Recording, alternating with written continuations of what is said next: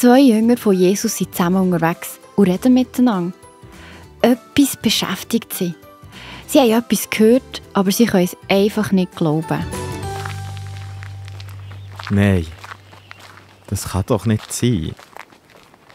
Mal, aber alle reden darüber. Vielleicht stimmt es eben gleich.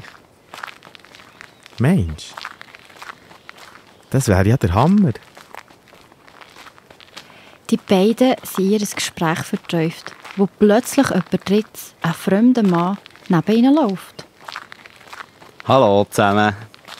Salut. Hallo. Über was redet ihr?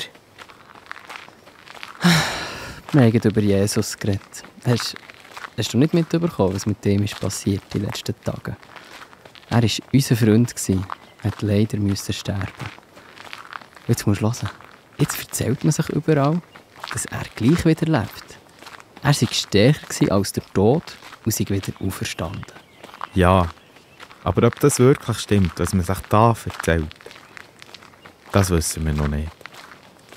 Der fremde Mann scheint überhaupt nicht überrascht zu sein von dieser Geschichte. Ist es denn so schwer zu verstehen, was in dieser Bibel steht? Dort kann man doch lesen, dass Jesus wird müssen sterben. Aber es steht auch, dass das der Plan ist, den Gott schon lange hatte, damit wir Menschen für immer und ewig bei Gott sein können.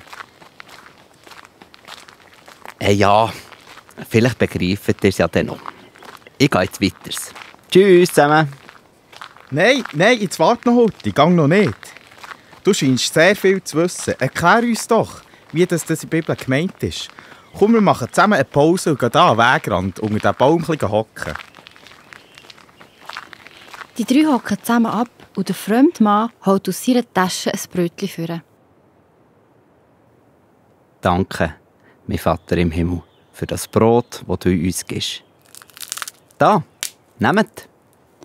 Der Mann teilt das Brot mit den Jüngern und es kommt ihnen gerade genau gleich vor, wie Jesus das dann gemacht hat, wo sie noch das letzte Mal zusammen zu Nacht gegessen haben. Und plötzlich geht ihnen wie ein Licht auf. Jesus? Bist es du? Was? Du hast ja recht. Jesus, du bist es wirklich, du lebst. Jesus, darf ich dich vielleicht umarmen? Die beiden Jünger haben ihre Freude fast nicht mehr aushalten. Ihr bester Freund, Jesus, lebt. Aufs Mal ist Jesus plötzlich wieder verschwunden. Aber die Freude der Jünger ist geblieben. Sie sind umgesprungen und zurück nach Jerusalem gerannt und haben überall erzählt, was sie erlebt haben.